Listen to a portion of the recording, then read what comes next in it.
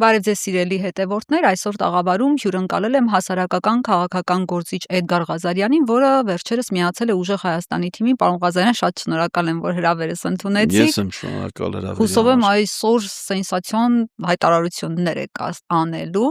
Ես այդ Դե հույսը իմ միշտ ամեն- ունենում եմ իմ բոլոր հյուրերի հետ ասեմ։ Ես էլ ուր գնում եմ ամեն անգամ մի սենսացիոն հայտարարություն Ահա, գնում։ դե վերջացավ, ուրեմն կստացվի։ Վարչապետ Փաշինյանը, պարոն Ղազարյան, Սիբեխի սեզոնը հայտարարեց բացված, դրանից հետո կերավ արարատյան սալաթը, ասեց շատ եմ սիրում այս սալաթը, մեզ էլ հորդորեց խորհուրդ տվեց, որ ռեստորաններում պատվիրենք, ոչ ճիշտն ասած հաշվի առնելով, որ Արարատ բառը կա դրա մեջ, ես մի տեսակ վտանգ եմ զգում, կարող է հորդորումա, որ գնանք ռեստորաններում պատվիրենք, ուտենք, հետո իշխանության զավթման փորձի մեղադրանքով մեզ ասենք տանեն, դուք տենց վտանգներ զգում եք։ Չէ, եթե պիտի ուտես վերանա, չէ։ Այսինքն եթե Արարատը ուտում ես ու Հա։ վերանում արդեն էլ Արարատ չի Հա, լինում, պիտի պրոստը վերացնես։ ինքը երևի հենց այդ է խորհուրդը, որ Արարատի հետ կապված ինչ կա պիտի ուտվի։ Ինքս վերջի շրջանում, քանի որ մտածում եմ, որ իր հեղինակությունը բարձրացնելու ձևը ինչ որ բան հրապարակային ուտելն է, Հա։ ու դա հասել է ծայրահեղության այն աստիճանի, որ նույնիսկ դեկորատիվ պարագաներ է ուտում Խնձորը, այլևս։ խնձոր։ Օրինակ Ֆրանսիայում կերավ խնձորը, որը տեղադրված էր որպես դեկորացիա, գիտեք, դա որպես միջուկային էներգիայի գագաթաժողովում, այն խորհրդով, որ Ֆիգուրա, միջուկային հա։ էներգիան չի վնասում գյուղատնտեսությանը, մի քանի տեղ դրել են մրգեր։ Ահա։ Ու ինքը հերիք չի դա վերցրել կերել է, ուտելուց նկարվել է, հələ մի հատ է կազմակերպիչներից բողոքել է, թե ինչի ուտելու մյուս պարագաները դրա հետ միասին չեն դրել։ Չէ, ինքը ուզել է այդ բացառիկ դեպքում ակուրատնի ուտի դա, ընդ որում ասենք դանակով, բանով նորմալ։ Ես ճիշտ ասած դեռ մինչև հիմա չեմ տեսել, թե ինքը ոնց է ուտում այդ ճեմասրահներում գտնվող ծառերի տերևները։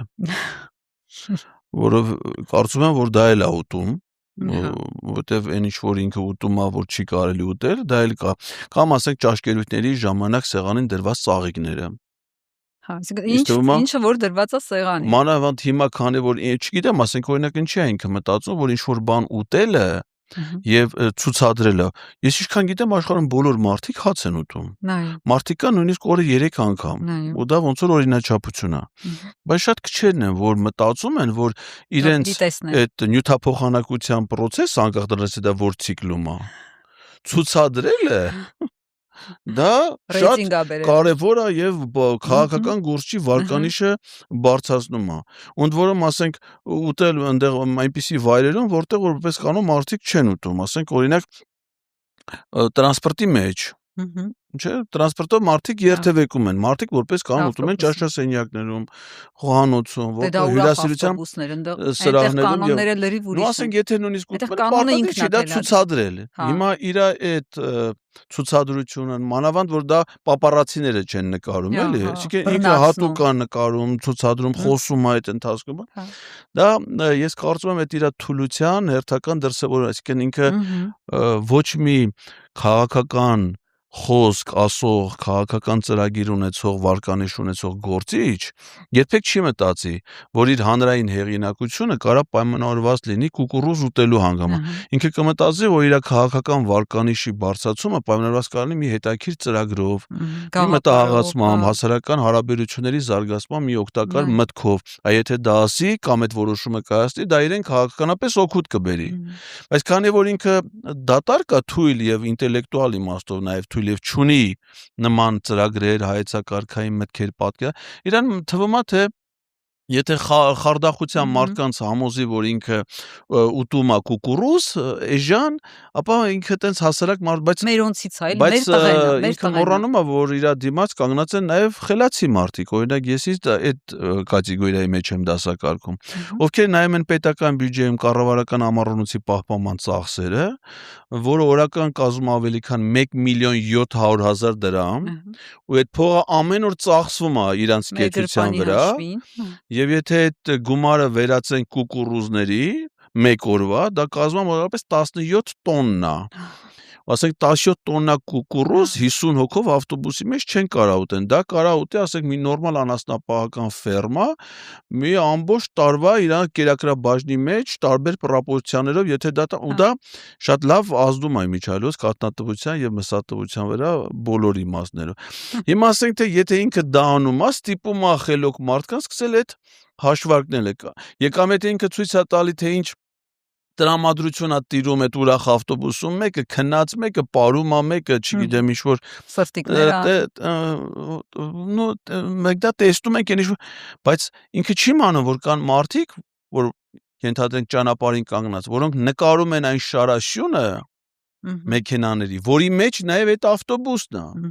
Ու պարզվում է, որ այդ շարաշյունը կազմված է մի քանի միլիոն դոլար արժեք ունեցող մեքենաներից, այդ թվում նաև իր ծառայողական մեքենայից դրոշի վրա են։ Իսկ ինքը այդ ավտոբուսը ցուցադրություն է, բայց ամբողջ շարաշյունը պետական պահպանության, ոստիկանության հսկայական։ Ես մի քանի օր առաջ առավոտյան ժամի 7-ի սահմաններում գնացի Պրոշյան փողոցից, մեքենայով գնացի մինչև կառավարության շենք ու նկարեցի այդ ամբողջ պատկերը։ 47 ոստիկանական մեքենա է իմ այդ 10 րոպեանոց տեսանյութում։ Ինքը տանն է։ Ինքը երբ որ դուրս գար գնալու, մեքենաները ավելանալու են, դրան ավելանալու են։ Այսինքն այդ պերաշկի ուտող, այդ հասարակ ավտոբուսով երթևեկող, մետրո նստող, ձևացող մարդը իրականում լրիվ ուրիշ կյանքով է ապրում։ Եվ մենք շատ հեշտ դա կարողանում ենք բացահայտել ու պարզել, եւ դրանից ինքը ոնց որ ավելի է թուլանում։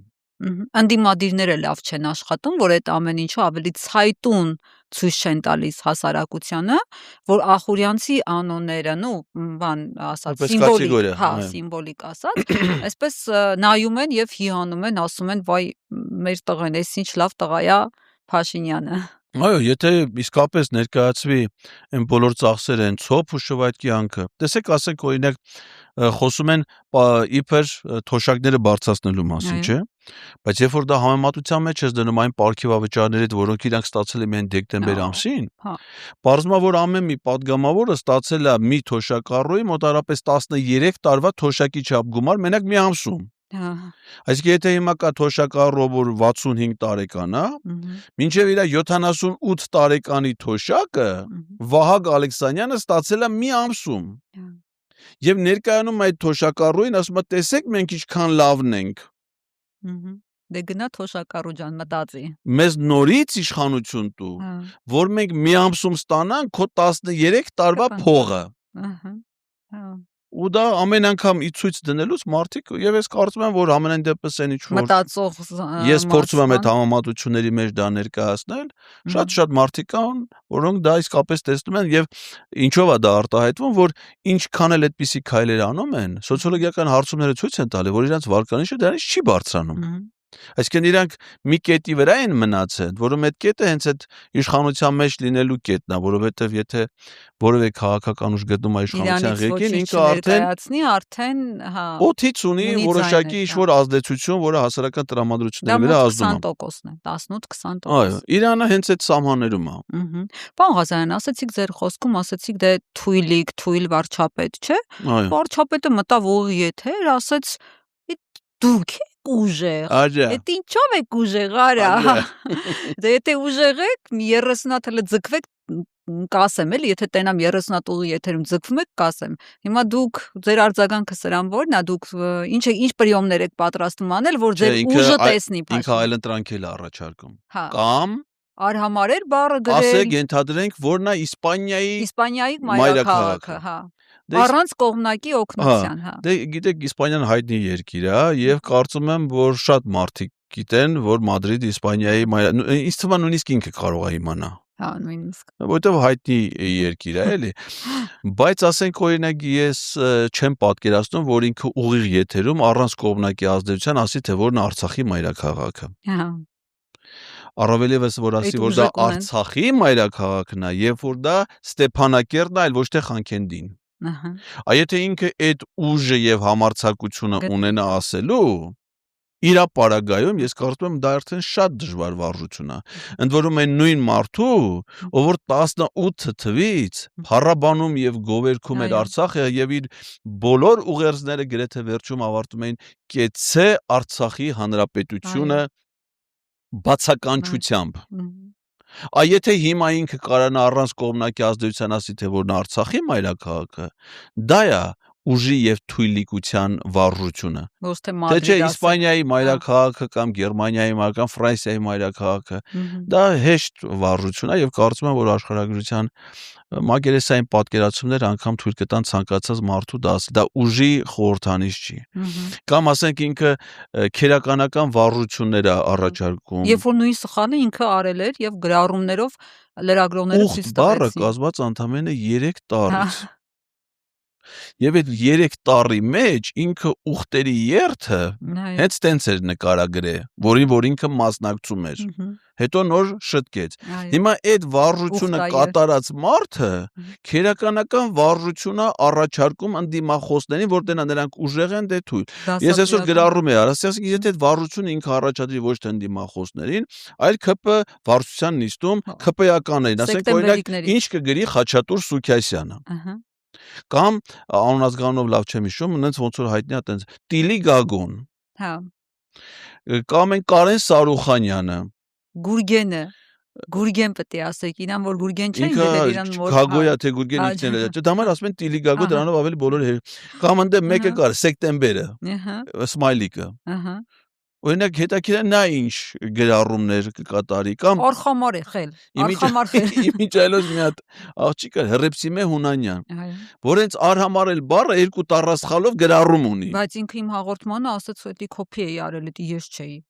Ես կոպի էի արել։ Կոպի անելուց ինքը օրիգինալը պահում է։ Օրիգինալը հեղինակային իրավունքներ պահել։ Ստեղը չէ կարծեմ ձեր մոտ չէ որ ասում էր բանը, իր կենսագրությունը շատ կարճ է, բայց լցված է սիրով։ Այո, չէ, դա ազգային ժողովի ամբիոնից է ասել, բայց այստեղ երկրորդ էլ այո։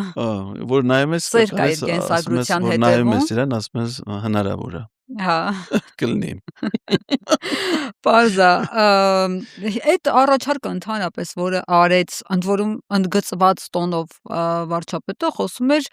Գ Ծառուկյան, չգիտեմ, Ս Կարապետյան, Ռ Քոչարյան, ասենք սա էլ էր էլի, ասենք ընդգծված, ոչ միայն արայով ընդդիմադիրների հետ խոսել, այս ինչ խոսույթ է ընդհանրապես, ինչից է այսպես էթիկայի կանոններին հետևել փորձող վարչապետը sense։ Հիշում եք, որ նախագահներին ինքը բանավեճ էր հրավիրում, որ տենց էլ շանտաժ չդրեցին։ Հա։ Փոխաբերական իմաստով ասած։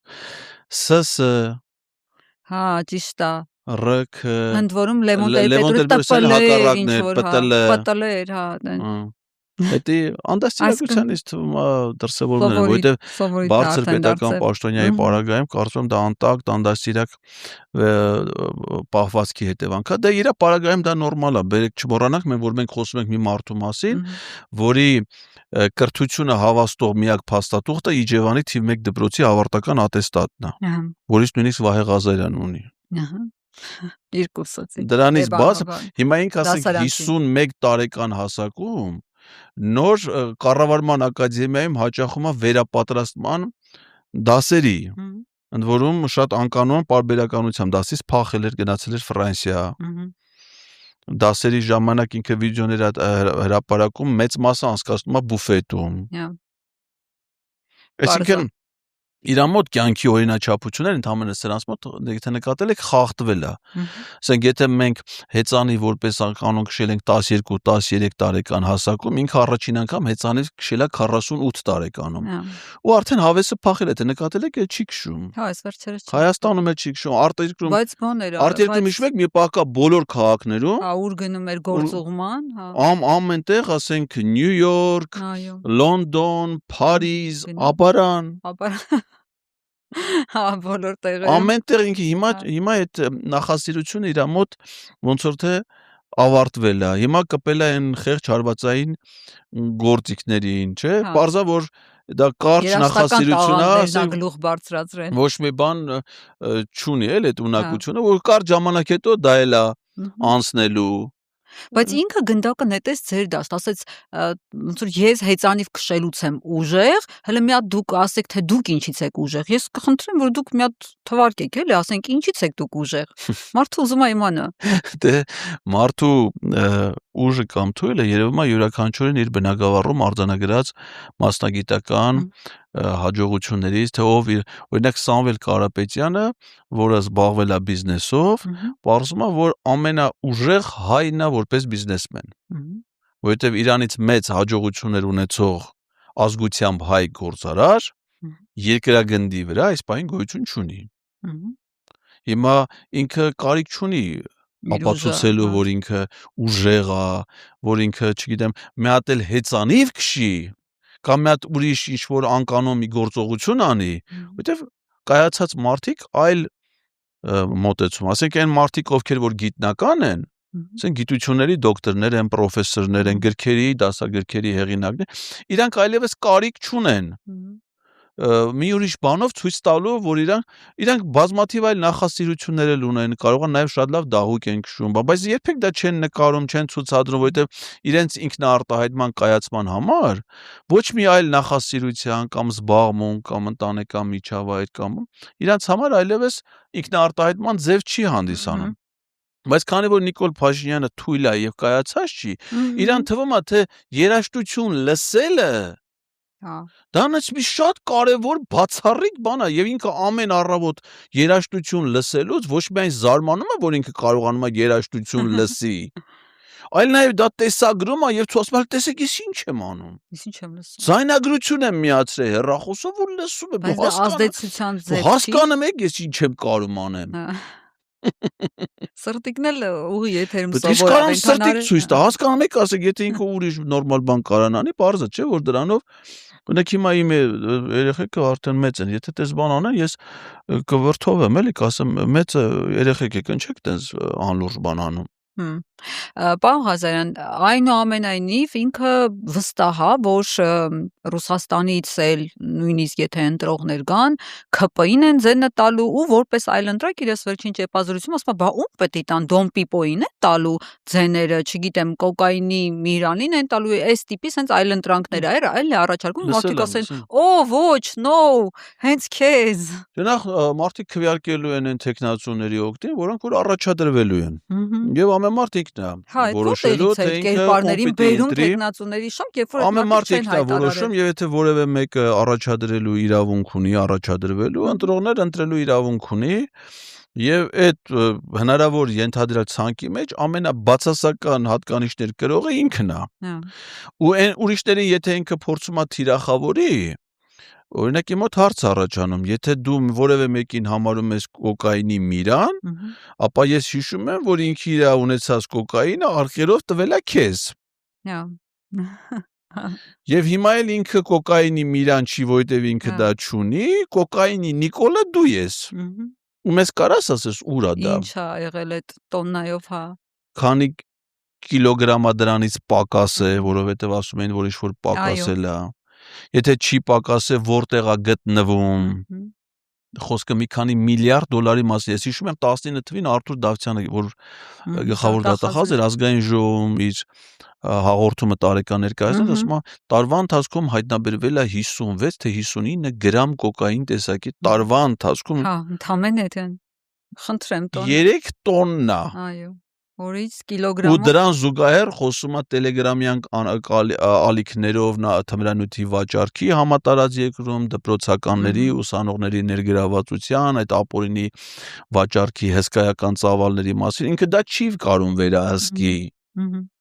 Բայց հələ ու թիրախավորում է ուրիշին, որ ալկերով այդ իր ունեցածը տվել է իրան։ Այսինքն դու ուրիշ որևէ մեկին որ թիրախավորում ես, այդ ում ես ինչ թիրախավորում, որ քեզ չի վերաբերում։ Այսինքն եթե կան տեխնացուներ, որ պիտի առաջադրվեն, ես իհարկե հուսում եմ, որ այդ տեխնացուները պրագմատիկ հաշվարկներ կանեն եւ ի վերջո քվեարկության կմնան ընտրողներին կներկայանան միայն այն տեխնացուները, ովքեր որ գիտեն, որ իրանք ոչ թե ձայն են փոշի հասնում, այլ իրոք մարդկանց իրանց օգտին տված քվեն կվերածվի մանդատների,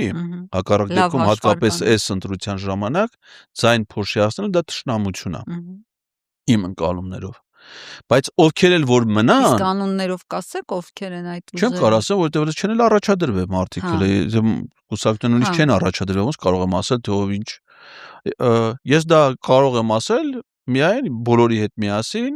2026 թվականի մայիսի 28-ին ժամը 18:00-ին, որովհետեւ այդ վաղ ինքնաբացարկի վերջին ժամկետն է։ Եվ այդ օրվա դրությամբ ամեն մի առաջադրված քաղաքական ուժ, որը արդեն նաև քարոզարշավի ինչ-որ մի փուլում եղած կլինի, կարծում եմ եւ ինքը իր սեփական պրագմատիզմով եւ սոցիոլոգիական հարցումներով արդեն པարզ կլինի։ Իրանք շեմ հաղթահարում են, թե չէ, այսինքն դաշինքների դեպքում իրանք 8% հաղթահարում են, թե չէ, կուսակցությունների դեպքում 4 հաղթահարում են, թե չէ, որովհետեւ եթե դու չես հաղթահարում, ընտրական օրենսգրքով քո օգտին եղած քվեները բաշխվում է հաղթահարողների մեջ։ Եվ եթե հաղթահարողների մեջ ռիսկեր կա, որ կլինի նաև Նիկոլ Փաշինյանը, ստացվում է, որ դու նաև այդ ի վերջո քո քարոզությունը ծառայեցնում ես նաև նրան։ Իսկ դա թշնամություն է։ Որովհետև եթե դու չես առաջադրվում եւ քո չես անում տալ ընդդիմադիր որևէ այլ ուժի, ամբողջությամբ է քո քվեները գնում այդ ուժին։ Իսկ մնացած դեպքում դրա մի մասը։ Իսկ դա թշնամություն է, դա չանել է։ Իսկ եթե դու չունես այնքան պրագմատիզմ, որ գնահատես դու ընդհանրապես 4% անցնում ես կամ 8% թե չէ, հարց, պետություն դու ո՞նց ես ղեկավարես, եթե դու նույնիսկ պարզ հաշվարկների մեջ քաղաքական այդ կարգի շեղում կա քո մտքում։ Կամ եթե ուրիշ բանի չես ուզում իրոք ծառայես։ Այո, դրա համար այդ ծանր խոսակցությունը եւ արդյունավետության տեսանկյունից մենք պիտի ունենանք մայիսի 28-ին։ Ես կխնդրեմ, որ որոշ թեզերի Փաշինյանի ասած որոշ թեզերի հետ կապված դուք սպառիչ պատասխան տաք, մասնավորապես ինքը ինչ ասում։ Ասում է ընդդիմադիր ուժերը, որոշ ուժեր, անուններ էլ ասեց կտան, որ հեսա, եթե ես չլինեմ իշխանություն, պատերազմ են բերելու ու դա լինելու է ոչ շատ ուշ, աշնանը սեպտեմբերին, այսինքն եթե օրը չասած մեկ ժամ։ Հա, օրը ժամն պատերազմ եք բերելու եւ երկրորդ թեզը, որ դուք պայքարում եք Հայաստանի անկախության դեմ, դուք ուզում եք Հայաստանը դարձնել ծայրագավառ եւ միակ փրկիչը, որ դա թույլ չի տալիս ոչ մի ձև կենտրոնական վիլայետ լինելու։ Հա, դա ինքն է եւ իր ուժը, իր թիմակիցները։ Շատ լավ, հիմա հստակ ձեր հարցի պատասխանելու։ Սա առաջի քարոզարշավը չի, չէ, որ Նիկոլ Փաշինյանը մասնակցում է։ Դե բնականաբար ոչ։ Նա մասնակցել է նաև 18 թվի քարոզարշավին։ Նա ասել է, որ իր իշխանության գալուց հետո պատերազմ է լինելու։ Բնականաբար։ Չի ասել։ Նա 20 թվին մասնակցել է հանրաքվեի քարոզարշավի, հիշում եք, չէ, որ նա նախաձեռնել էր սահմանադրական փոփոխությունների հանրաքվե։ Եվ այդ ժամանակ սահմանադրական փոփոխությունները նպատակ չունեին պետական կառավարման համակարգը բարեփոխելու, հրաժարվելու Սերժ Սարգսյանի կարով, չափով կարված սահմանադրությունից եւ ունենալ նոր ընդհանրապես նպատակ ուներ ազատվելու Հրայր Թովմասյանից եւ ՍԴ 5 դատավորներից, որպեսզի նրանք հետագայում ձևավորեն մի ՍԴ, որը հավանություն տվեց Հայաստանի եւ Ադրբեջանի սահմանային հարցերի հանրաժողովի կանոնակարգին, որին չվերաբերող անկախության հռչակագրի եւ հայոց ցեղասպանության անդրադարձով։ Ճիշտ է։ 20 թվի քարոզարշավի ժամանակ իր քարոզչական բուկլետը ես շատ լավ եմ հիշում։ Դա կապույտ գույնի անձնագրին շատ նման մի բուկլետ էր, անձնագրի պատկերով, վրան գրած էր Հայաստանի Հանրապետության հպարտ քաղաքացու անձնագիր եւ պատկերված էր քարտեզ Հայաստանի եւ Արցախի միասնությամբ։ Արցախը հետն էր, հա։ Այո։ Ես ես կարող եմ ցույց տալ իմ հեռախոսի մեջ այսինքն Ադրբեջանի քարոզով տենց մտելա դաշտ։ Եվ ասում էր, որ ահա այս Հայաստանի, որտեղ քարտեզով պատկերված էր Հայաստան Արցախով ազատագրված տարածքներով բնականաբար, այդ քաղաքացին հպարտ քաղաքացի է եւ դա իր անձնագիրն է եւ դե ամեն մեկը կարող էր իր անուն ազգանունը տվյալները լրացնել։ Հա, հիշում եմ այդ տուն բաժանում էր, մի աղջիկ ջղը շպրտեց երեսին, մյուս տեղերը փորձում էր բաժանել։ Այդ ժամանակ ինքը ասում էր, որ պատերազմը 20 թվի մարտն էր։ Բայց 20 թվի հուլիսին եղավ Տաուշի պատերազմը, առաջի պատերազմը իր պաշտոնավարման շրջանի, որ ինքը մեկ դիրքի համար մղվող պայքարը անվաղ դիրքի գնահատեց իբրև հերոսություն, ազգային հերոսի կոչում շնորհեց մի երիտասարդի որականի, որի մասին մենք տենց էլ մինչև հիմա չենք ասում, հերոս է, չգիտենք ինքը ուր է, ինչով է զբաղվում, 72 մարտական խաչ եւ այլն։ Հետո եղավ սեպտեմբերյան ողբերգությունը, ինքը 20 թվին, 18 թվին դա մեզ չէր խոստացել։ 21 թվին, երբ որ ազգային ժողովի արտահերթ ընտրությունների քարոզարշավներ, ինքը ժամանակ չէր ասում պետքա պատերազմ լինի, ինքը ասում էր էլի պիտի խաղաղություն լինի, արցախցիների իրավունքները պիտի պաշտպան, բայց 21 թվի նոյեմբերին արդեն իշխանասարում եղավ նոր պատերազմ, ադրբեջանցիների առաջխաղացմամբ, 22 թվին եղավ Ջերմուկյան հայտնի պատերազմը, բայց դա միայն Ջերմուկին չէր վերաբերում, Վարդենիս, Գորիս, Սիսիան այդ հատվածին։ 23 թվին եղավ Արցախյան մեկօրյա պատերազմը, որին հաջորդեց արցախցիների բռնի տեղահանությունը, ցեղասպանությունը, իսկ դրանից առաջ 10 ամսվա շուրջ տոտալ շրջափակում արցախցիների։ Դրանցից ո՞ր մեկն է ինքը մեզ խոստացել։ Բայց այդ ամեն ինչ եղել է նրա պաշտոնավարման շրջանում։ Ինքը հիմա էլ չի խոստանում, որ պատերազմալ, նույն կերպ խոստանում է, որ լինելու է նորից խաղաղություն, բայց երբ որ ինքը մնում է իշխանության, կամ ինքը գալիս է իշխանության, երաշխավորված են բոլոր տիպի պատերազմները, կորուստները, ողբերգությունները, որտեղ ինքը թույլ է։ Եվ միակ դեպքը, որ հնարավոր է, որ մեր երկրում հաստատվի խաղաղություն, կայունություն, բարեկեցություն, արժանապատվություն, դա է թույլին հեռացնելն է եւ ունենալ ուժեղ պետություն, իսկ դա կարող են անել ուժեղ մարդիկ։ Պարոն Ղազարյան, ես ժամանակագրությամբ այն ժամանակ դեռ առավոտում էի աշխատում, առավոտում հերթականությամբ նշել եմ, թե ինչպես է բանից 18 թվից հետո Փաշինյանը ինչ հերթականությամբ է երկրորդելով Ալիևին խոսել սահմանադրական փոփոխությունների մասին, բայց ինքը այսօր երկու ոտքը դնում է մի կոշիկի մեջ, ասում է դա մեր ներքին գործն է, իմ ասածն է, ես եմ առաջինը ասել, բայց ես ժամանակագրությամբ ցույց եմ տվել, որ դա Ալիևի պահանջն է եղել, ինչևէ, այս ամենից հետո, երբ որ ինքը ասում է մենք ենք ասում եւ այլն, սահմանադրական փոփոխություններ են իրենք սենց նախաձեռնում, ընդհանրապես այդ գործընթացը, փոփոխությունների մասին, այդ հանձնաժողովի ստեղծելը ու հետո սենց հոդս ցնդեցնելը, ո՞նց եք դուք գնահատում այս ամեն ինչը։ Ես հիմա կփորձեմ ներկայացնել այն, ինչ ես պայն հիշում եմ, որովհետեւ չգիտեի, որ այդ հարցից տալու եք։ Այն ինչ որ իմ արձանագրումներում կա։ Առաջին անգամ Նիկոլ Փաշինյանը սահմանադրության մեջ փոփոխություն կատարելու պաշտոնական նախաձեռնություն ցուցաբերել է 2019 թվականի դեկտեմբերի 30-ին։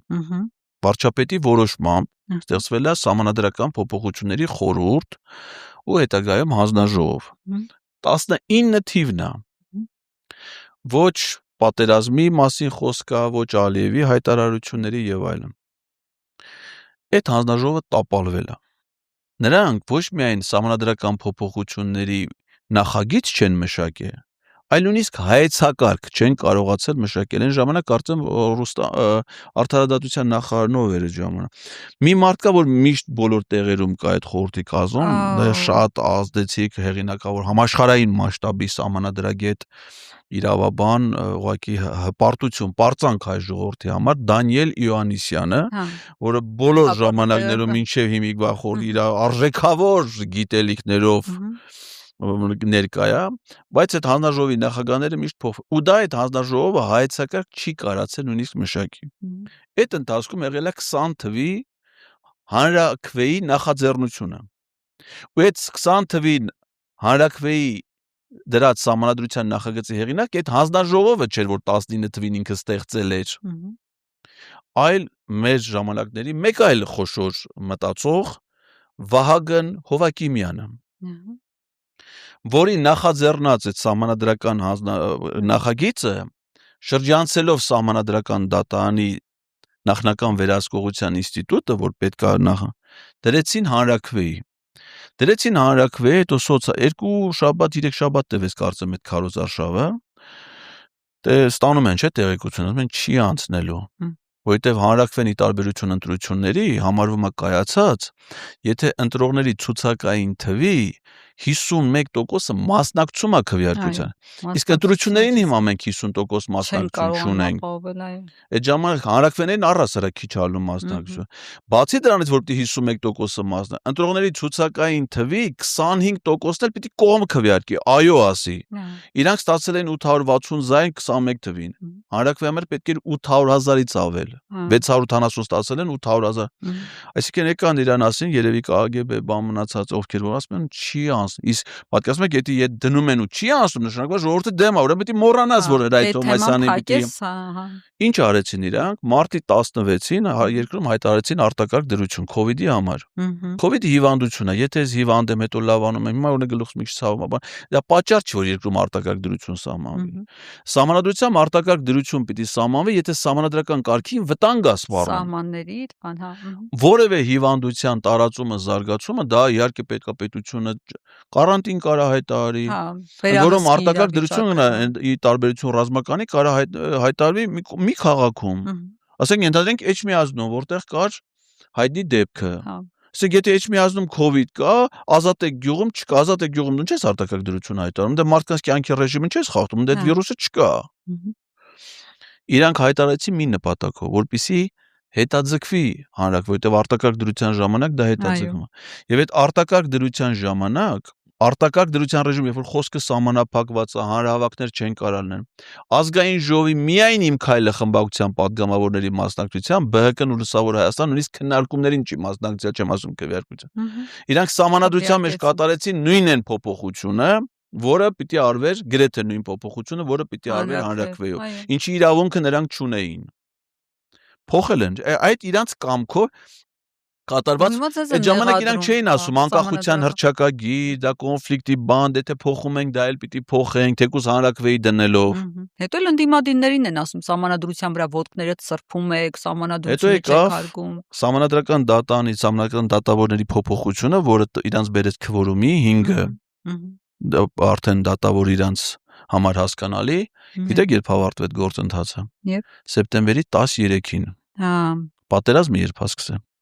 Սեպտեմբերի 20-ին, որովհետև անիմաստ էր սկսել պատերազմ, եթե չկա ՍԴ,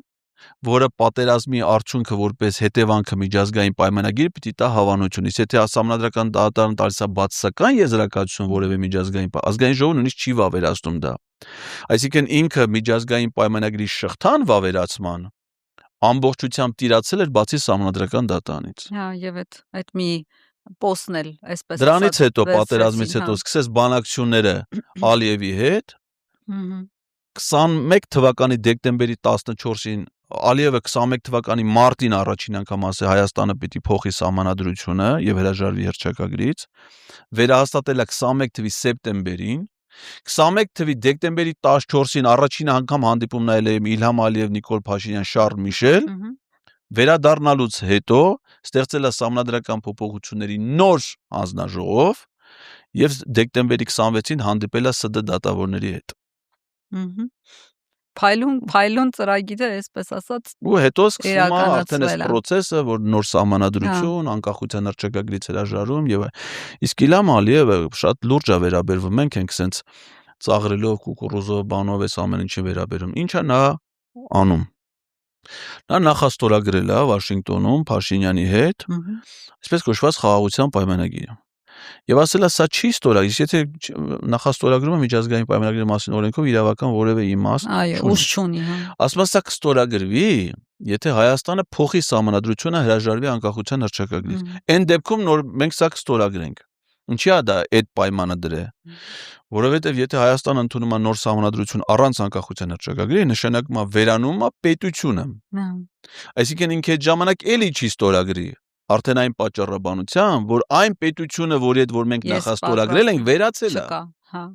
Հետևաբար մենք չգիտենք ում հետ պիտի իրավական կազուս է, մենք չենք կարող։ Մենք չգիտենք ում հետ պետք, բայց քանի որ այդ պետությունը վերացել է,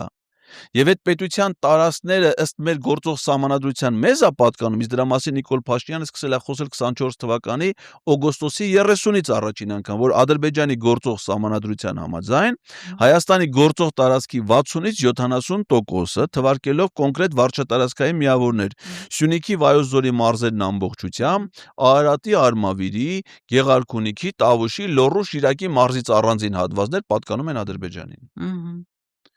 Հիմա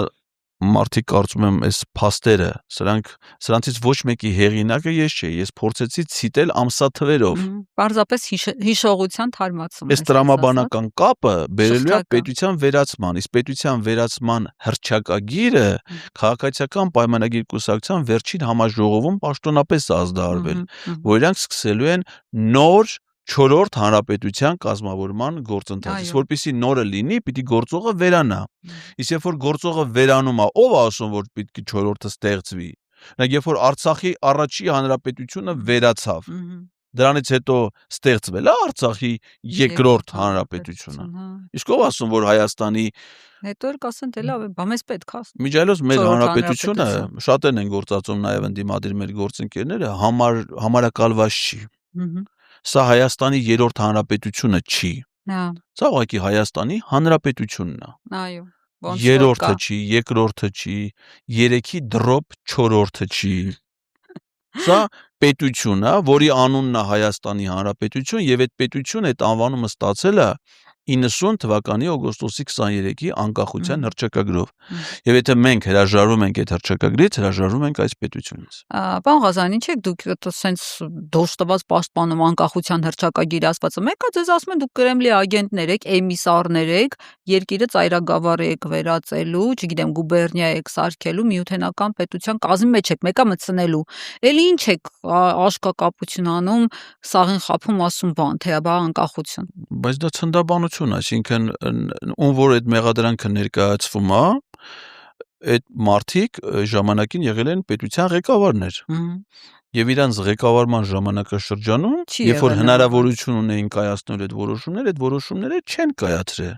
Հակառակը ամրապնդել են անկախ պետականությունը եւ բարձրացրել են այդ պետության վարկանիշը։ Ինքն է կործանում այդ պետությունը։ Հիմա ինքը դարձնում է մեր երկիրը Թուրքիա եւ Ադրբեջանի կենտրոնական վիլայետներից մեկը։ Մենք կորցնելու ենք Նիկոլ Փաշինյանի պաշտոնավարումը Հայաստանի համար երաշխավորում է Արցախի ճակատագիրը։ Իսկ այն ինչ որ տեղի ունեցել Արցախում, դա երբ է իր պաշտոնավարման շրջանում է, չէ՞ եղել։ Իսկ բնականաբար ով ասում որ Հայաստանի մի հատվածի հետ կապված դա կարա լինի, մյուս հատվածի հետ կապված չի կարա լինի։ Ով է այդ երաշխիքը տալիս։ Պարոն Ղազարյան, տեսեք, հիմա այս ընթացքում Փաշինյանը իր վերջին ճեպազրույցում է լրագրողներին օրինակ ասաց, եթե դուք անպայման քվեարկելու եք իմ օգտին, որտեվ եթե մենք չլինենք, դուք հաշմանդամ կդառնաք, անգործ կմնաք, մեզ տպավորություն շրջանում է դա եղել հաշմանդամ, նաև լրագրողները ծեծվելուց հետո։ Հա, ընդ որում բանը ես չեմ հիշում, ասենք ես նախկին 3 համենայն դեպս իշխանությունների օրոք աշխատել եմ ու չեմ հիշում, որ ես ինչ որ հաշմանդամություն եմ ձեռք բերել կամ ինչ որ խնդիր եմ ունեցել։ Շատ լրագրողների երեխաներ զոհվել են պատերազմում։ Այ դա ունեցել ենք ու այս իշխանությունը նման բան եղել է, այո, ցավոք։ Հիմա ինչ է ուզում ասել, Փաշինյան ուզում է հավատացած լինի իրեն դիտողներին լսարանին, որ եթե մենք չլինենք, պատերազմ կլինի, եթե մենք չլինենք, շատ վատ կլինի երկրի վիճակը, չգիտեմ, արևը մայր չի մտնի, փայլակ, կայծակ, հուր, կրակ, ամեն ինչ կարա լինի, էլի։ Բայց այդ ամենը չեղել է միայն իրանց պաշտոնավարման շրջանում, չէ՞։ Հա։ 7 տարի պաշտոնավարել են, ունեցել են 7 պատերազմ։ Եվ հիմա ասում են, որ միայն իրանց պաշտոնավարման շրջանում է հնարավոր խաղաղություն։ Ո՞ւմ դրա տրամաբանությունը ո՞րն է։ Դուք խաղաղության դեմ երբևէ պայքարել եք, ասենք ասել եք մենք խաղաղություն չենք ուզում, մենք գալու ենք, չգիտեմ, տարածքները հետ ենք վերադարձնելու։ Հայաստանը եղել է խաղաղության մեջ մինչև 18 թվականի ադրբեջանա-թուրքական հեղափոխը։ Միակ պատերազմը, որ եղել է մինչև այդ, դա ապրիլյան քարոզիա պատերազմն է, որը տևել է ընդամենը 4 օր եւ նվազագույն կորուստներով Արցախի պաշտպանության բանակը կազմակերպել այնպիսի դիմադրություն, որ հակառակորդը ճշտամին չի կարողացել եւ իմիջիալոց այդ պատերազմի ապրիլյան պատերազմի մայիսյան մասնակից է եղել նաեւ քաղաքացիական պայմանագիր կուսակցության կամավորական ջոկատը։ Փաշինյանի գլխավորությամբ, այո, Եվ ես ցանկանում եմ, որպեսզի իրանց ջոկատը, իրանց նախընտրական քարոզարշավը սկսի Մարտակերտի շրջանի պաշտպանության բանակի իրենց վերապահված հատվածի փոսից, որ իրանք փորել են ընդեմ։ Բոլորին հրավիրում եմ այդ փոսը։ Դա հիշեցրիք այսօր Պապիկյանը լրագրողների հետ զրույցում այսպես բաներ անում, որ Սամվել Կարապետյանի Գերդաստանից էր խոսում, որ մարդու Գերդաստանը եթե չի ծառայել, ինքը ինչ իրավունք ունի անվտանգությունից խոսել։ Հա։ Պապիկյանը առիթ է տալի հիշելու իր զինվորական ծառայության մասին, Պապիկյանը իր զինվորական ծառայության ընթացքում դանակահարել է վերադաս սպային, որի համար դատապարտվել է ազատազրկման, կրել է պատիժ բանտում եւ բանտից ազատվել է համաներումով։ Հիմա ավելի լավ չէ ինքը չծառայեր։ Քան թե տենց անցյալում։ Այսինքն ինքը խոսում է զինվորական ծառայության մասին, թե որ պետքա մեկը ծառայի Պապիկյանը։ Ընդ որում հենց իրենց գերագույն գլխավոր հրամանատարից սկսած, որ ամբողջ օր անվտանգությունից է խոսում, ինքն է չի ծառայել, մնացած թիմակիցներին էլ չասեն։ Բանակի հետ առնչությունը դա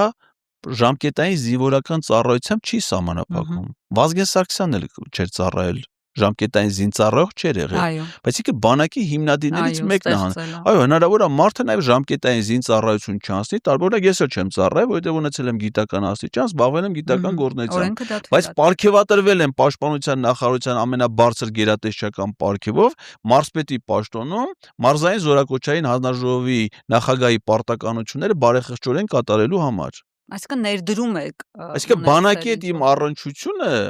զինվորական ծառայությամբ չի եղել այո, կարող է հանգամանքների պատճառով մարդը նաև ժամկետային զինվորական ծառայություն չանցնի, կամ մարդ, որ անցնում է զինվորական ծառայություն, բայց այդ ծառայության ընթացքում ոչ թե աչքի անգնում խրախուսանքով, պարգևներով, այլ բանտարկությամբ հանցագործություն կատարելու համար։ Պապիկյանը այդ հանցագործներից է։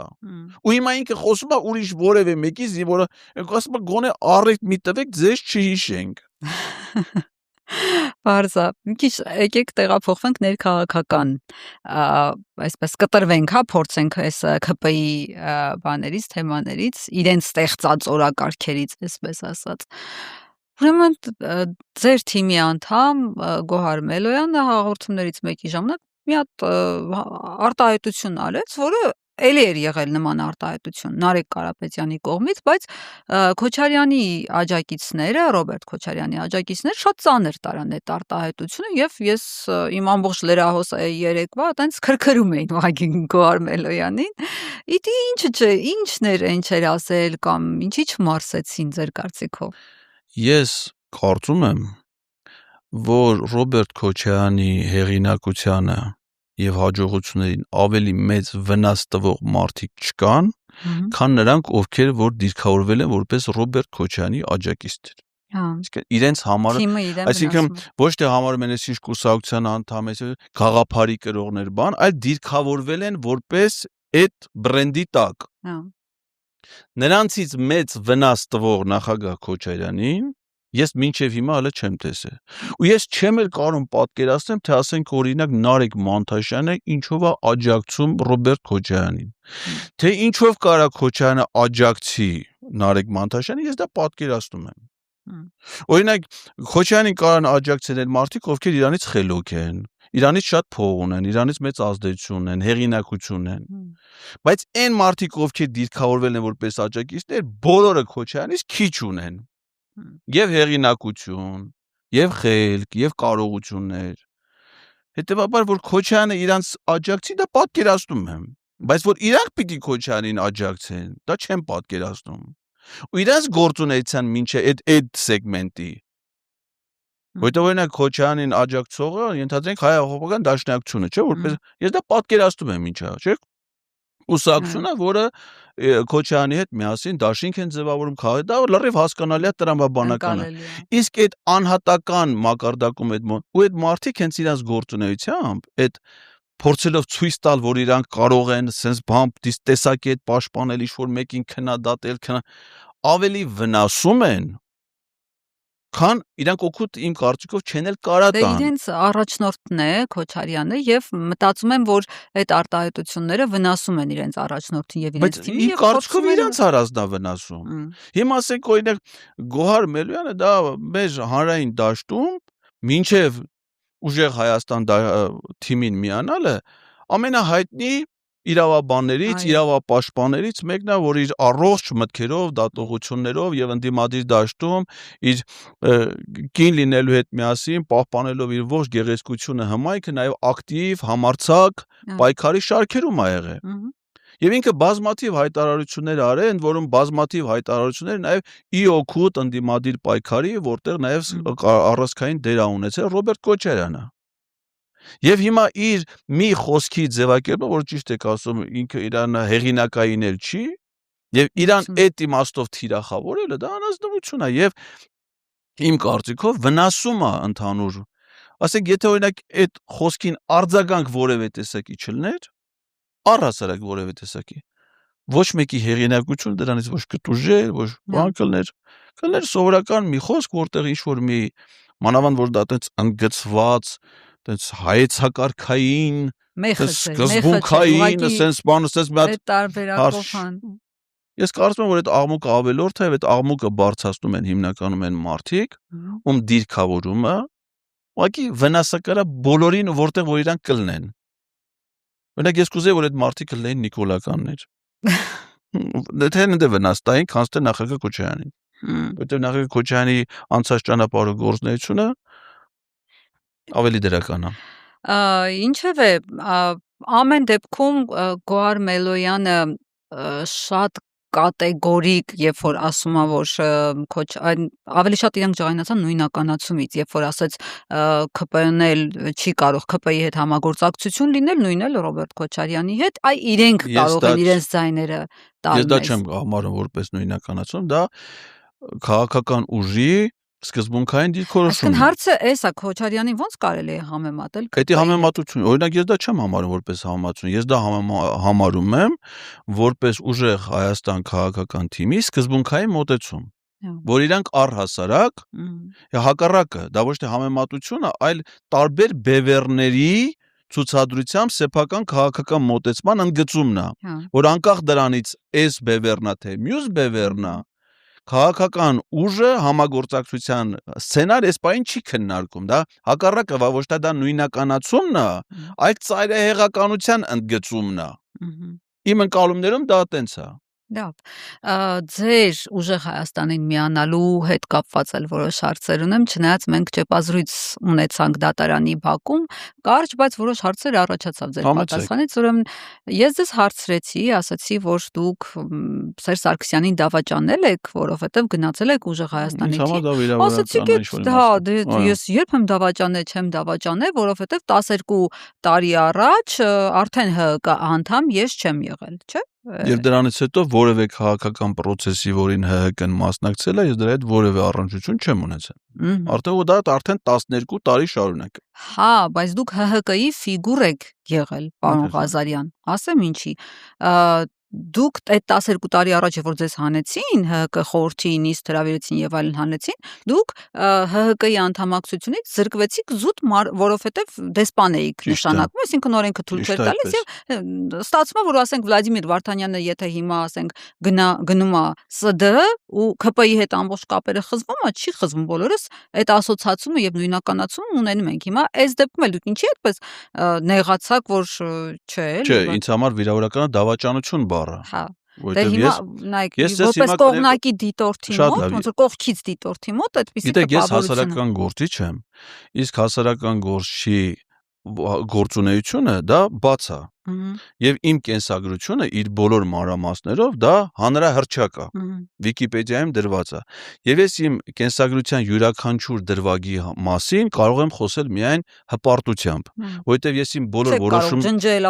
ես իմ բոլոր որոշումները կայացրել եմ գիտակցված, սեփական խղճով իմ համոզմունքներից ելնելով եւ հպարտությամբ կարող եմ դրա ցանկացած դրվագի մասին խոսել։ Եթե հիմա ձեզ հետաքրքրում է իմ կուսակցական անցյալը, որից ես չեմ հրաժարվում,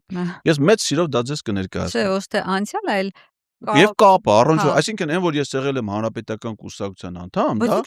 ոչ միայն դա փաստ է, ես կուսակցության ղեկավար մարմիններում եմ ընդգրկված եղել, ես Ջերմուկի կազմակերպության խորհրդի նախագահն եմ եղել, ես Վայոց ձորի տարածքային կազմակերպության խորհրդի անդամ եմ եղել, ես կուսակցության խորհրդի, դրանք փաստեր են։ Այդ փաստերից ես ոչ թե չեմ խուսափում, այլ ես հպարտությամբ դրա մասին խոսում եմ, որովհետեւ Բայց հələ հանրապետականը չի հայտարարել, որ ինքը մասնակցելու է ընտրություններին, դուք Բայց ես հիմա հանրապետական չեմ ասում, արդեն 12 տարի ելնում է, չէ՞ որ մարդը անդամակցում է կուսակցությանը եւ ինչ որ մի էտապում, այո, ձեր նշանած հանգամանքների ելով դիվանագիտական ծառայության հանգամանքից ելով դադարեցնում է իր կուսակցական գործունեությունը, որովհետեւ իրավունք չունի դա անելու։ Դրանից հետո ասենք թե ավարտում է դիվանագիտական առաքելությունը, անցնում է աշխատանքի սահմանադրական դատանում առանցքային պաշտոնում Եվ չնայած օրենքը չի արգելում նրա կուսակցական լինելու, բայց չի մարդը շարունակում անդամակցել կուսակցությանը, հաշվի առնելով տվյալ մարմնի քաղաքական չեզոքության ընդհանուր մարմնի, չնայած ես դատավոր չէի, բայց հաշվի առնելով սահմանադրական դատանի ֆակտորը ես մնում եմ քաղաքական չեզոքության իմ կարգավիճակում։ Դրանից հետո հանրապետական կուսակցությունը մասնակցում է ընտրությունների 18 թվին, 21 թվին։ Ես այդ կուսակցությունում ոչ եղել եմ կուսակցության падգամավորի տեխնացու, ոչ շտաբի պետ, ոչ վստահված, այսինքն քաղաքական process-ներին կուսակցության որոշումներով պայմանավորված ես չեմ մասնակցել։ Ու դա արդեն 12 տարի շարունակ։ Այդ կարող է Եվ հիմա ասենք թե 12 տարի առաջ կուսակցության ջերմուկի կազմակերպության խորհրդի անդամ լինելու հանգամանքը, որտեղ ես իմիջիայլով շատ լավ եմ կատարել իմ պարտականությունը, նաև այդ իմաստով, որովհետև մեր տեխնացու միշտ ընտրվել է քաղաքապետ, ես եղել եմ նրա շտաբի պետը, ընտրական շրջանում մենք հաջողություններ ենք ունեցել, կուսակցական կազմակերպություններ են ստեղծվել։ Դա իմ կես ընդ որում դա իմ որոշումը կուսակցական դառնալու ոչ կարիերիստական մղումներով պայմանավորված եղել, ոչ պետական պաշտոն զբաղեցնելուց եկել։ Ես կուսակցության անդամ եմ դարձել 2008 թվականին, երբ որ զբաղեցրել եմ ՀՊՏՀ Եղեգնաձորի մասնաճյուղի տնօրենի պաշտոնը, եւ դրանից հետո առաջի պետական պաշտոնը կուսակցական դառնալուց զբաղեցրել եմ 5 տարի հետո։ Այսինքն այնպես չէ, որ ինձ պաշտոն էին, ասում են, արի դարձի հանրապետական, մենք քեզ նշանակենք մարզպետ։ Ես մարզպետ դառել եմ կուսակցական դառնալուց 5 տարի հետո։ Լավ, պարոն Ղազարյան, սենց ուղիղ հարցնեմ էլի, որ բան կա չէ, որ ասում են ասեք, այո թե ոչ ոնց։ Այդ իհարկե այդ միշտ չի որ լավ ձևաբան, բայց ես չեմ ուզում, չէ, այո թե ոչ չէ, հարցը թույլ տալիս է, ուղիղ հարցնեմ էլի, այսպես չգնանք այն կողմ գանք։ Ամենայն հարգանքով ձեր կշռի ձեր անցած ուղու հանդեպ, բայց երբ որ դուք գնացել եք ուժեղ Հայաստան, դա եղել է Սերժ Սարգսյանի դաբրոյով, թե առանց իր դաբրոյով։ Այսի կարամ շատ հստակ ասեմ, ոչ։ Որովհետև ասում են Էդգար Ղազարյանին Սերժ Սարգսյանը գործուղեց ուժեղ Հայաստանի թիմ։ Այ դրա համար եմ հարցնում։ Դա անմտություն է։ Ընդ որում Էդգար Ղազարյանը 5 տարի է ակտիվ հասարակական քաղաքական գործունեություն։ Այսինքն հիմա եթե Էդգար Ղազարյանը 2022 թվականի օգոստոսի 23-ին նախաձեռնել էր հանրահավաք եւ նախաձեռնել էր անկախության շարժում, պայմանական անուն էր, չէ՞, Կրմե ջան։ Դա ում դաբրոյով էր։ Էդգար Ղազարյանի սեփական նախաձեռնությունն էր։ Երբ որ Էդգար Ղազարյանը համահիմնադիրն էր համախմբում շարժման 2021 թվականի համախմբան շարժման հիմնադիրներից մեկը, ի թիվս այլ ինձ համար շատ հարգարժան մարդկանց, որոնք հիմա տարբեր դիրքավորում ունեն քաղաքական դաշտում եւ այլն։ Դա ում դաբրոյում գործողումով պիտի լեր։ Երբ որ Էդգար Ղազարյանը հայակվե քաղաքացիական նախաձեռնության հիմնադիր անդամներից մեկն, այսինքն այն 66 հոգու, որոնք գնացին, ստորագրեցին եւ սկսվեց հայակվե քաղաքացիական նախաձեռնությունը, որում կային տարբեր հայացքներով, տարբեր ուժերի ներկայացից թվում նաեւ ես որպես քաղաքացի։ Այսինքն ինչի են որևէ մեկը մտածում, որ եթե մարդը ժամանակին որևէ պաշտոն զբաղեցրի եւ այլն, ուրեմն մշտական կապի ազդեցության Ին Սերժ Սարգսյանը իմ պաշտոնը իմ այս հասարակական գործունեության ընթացքում դեռ չի եղել, որ ասի, խնդրում եմ ես ինչ բանը արա, խնդրում եմ ես ինչ բանը մի արա, խնդրում եմ տենց քննարկում երբևէ չի եղել եւ իմ ամբողջ նորից եմ ասում, իմ հասարակական գործունեությունը մարդկանց աչքի առաջ է։ Մարդիկ կարող են, եթե այս որոշումը դրա հետ տրամաբանական կապ են, չէ՞, բա պիտի ասեմ, բա լավ, բա այս որոշումը ինչով ապա։ Բա լավ, եթե ինքը դուրս եկե եւ ասում էր, որ ազգային ժողովի դիմադիր բոլոր падգամավորները, եթե իմպիչմենտ չեն անում, ուրեմն իրանց գործունեությունը քննադատել է, այդ թվում պատիվ ունեմ խմբակցությունը, որը հիմա կազմված է առավելապես հանրապետական կուսակցությունից, որի նախագահ Սերժ Սարգսյանն է։ Բայց այդ ասողը չի մտածում, ասի, այս մարդը ում է քննադատում։ Ես իմ սեփական համոզմունքներով, իմ հասարակական գործունեությունը։ Հիմա օրինակ Փաշինյանն ասում է կառավարությունը ես եմ, ոչ մեկ չի կարա կառավարության գծից դուրս ինչ-որ բան խոսա, ինչ-որ բան անի, տեղում գործից կազատվի եւ այլն, ու սենց արտառոց է էլ այն, որ դուք ասում եք Սերժ Սարգսյանի։ Ես երկար ժամանակը նորից եմ ասում, դիվանագիտական աշխատանքի մառաքելությունը ավարտելուց հետո, նախագահի հրաժարականից հետո մեր միջև ենթակայության, այսինքն իմ ենթակայությունը Սերժ Սարգսյանին ֆունկցիոնալ իմաստով դադարել է եւ դա կյանքի որևէ այլ դրվագում, որևէ դրսևորում չի ունեցել։ Շատ լավ հասկացա, ես ընդունեցի գիտություն։ Եվ ես խորին հարգանքով եմ վերաբերվում եւ նախագահին որպես իմ պաշտոնավարման շրջանի երկրի ղեկավարի եւ հարգանքով եմ վերաբերվում իմ կենսագրությանը, որովհետեւ Սերժ Սարգսյանը ինձ պաշտոնի նշանակելուց ոչ մեկին, ոչ ինձ, ոչ իրան, ոչ երկրին վատ բան չի արել։ Ինձ պաշտոնի նշանակելը ոչ թե խոսում է իմ վատ լինելու մասին, այլ հակառակը, ինձ պաշտոնի նշանակողի առավելության մասին։